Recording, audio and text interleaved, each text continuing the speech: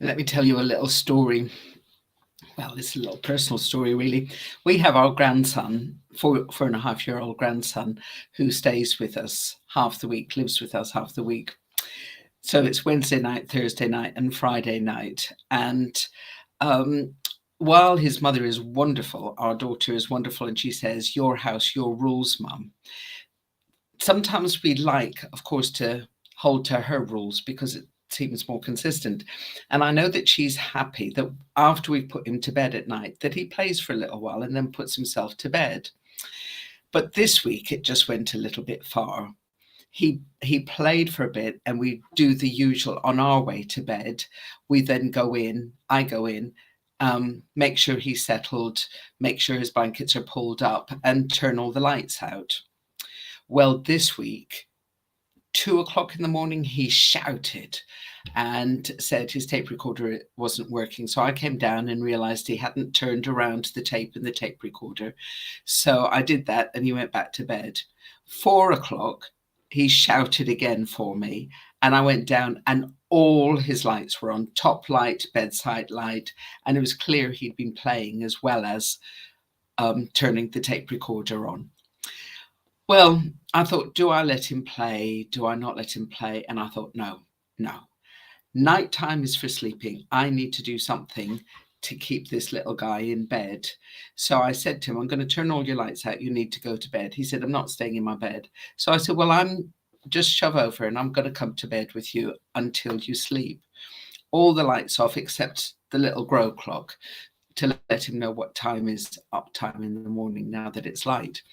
Well, he tried pushing me out of bed and all of that. Anyway, I said, I'm not leaving until you fall asleep. Took 2 hours. 2 hours. So at 6:30, I take myself back to bed.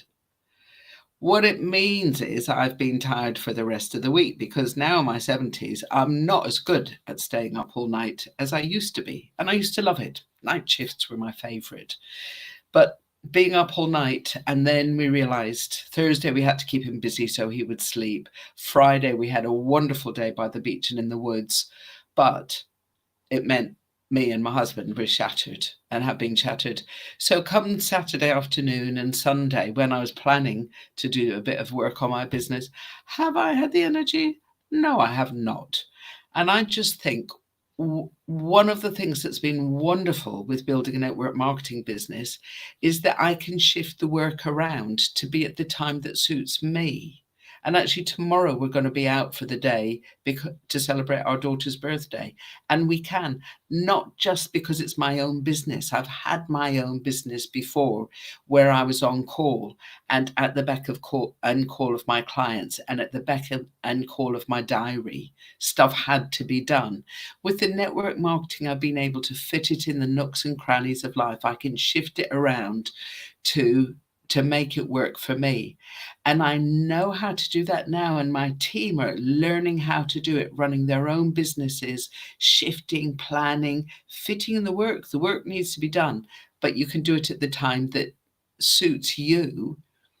And you know what? Then the checks still, well, they're not checks anymore, but the money still comes in the bank month after month. It's a great business to have as a side hustle. People talk about it now, but it's brought me in by month out more money than my pensions bring in. And I'm so glad I have this second income, that I didn't have to just rely on my pensions, but I've got this business as well, that when my grandson calls, I can get up at night.